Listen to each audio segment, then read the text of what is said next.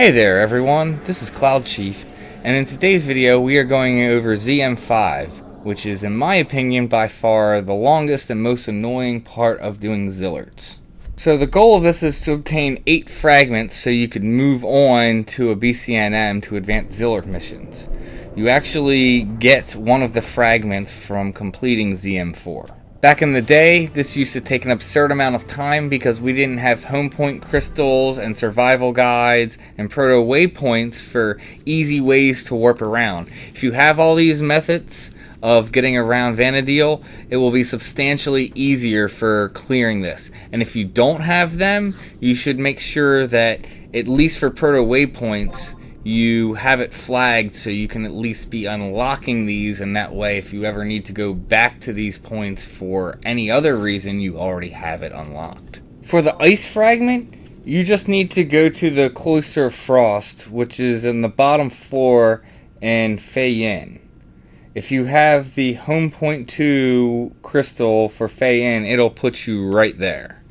For the water fragment, it is actually located in Lothane.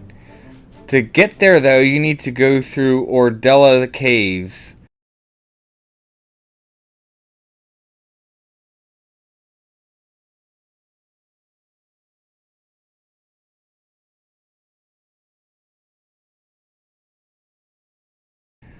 Alternatively, if you actually have the proto waypoint for Lothane, you can use that and it'll warp you in the area where you just need to run forward a little bit to actually get to the headstone.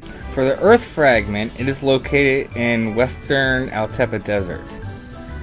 To get this, you actually have to go through quicksand caves. If you know the way to where the Altepa gate is, it's in that general area and you need to go through the same way through quicksand caves.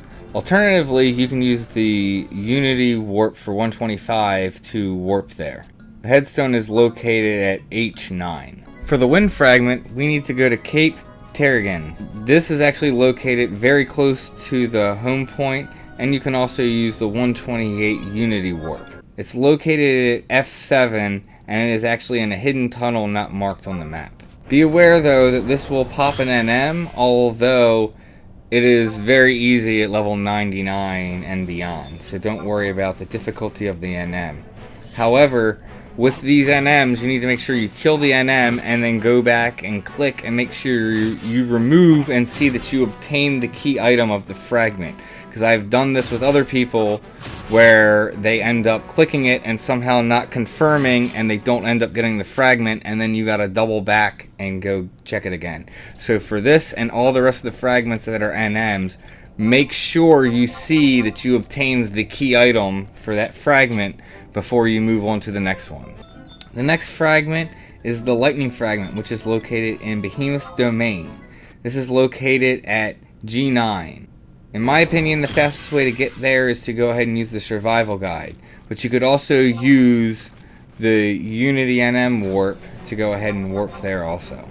This headstone will pop 2 weapon NMs. Next is the light fragment, which is in Sanctuary of Zata. Best way to get there is to either use the survival guide or outpost if you have it. You want to go ahead and head to about J9, where there will actually be a path that will not show up on your map.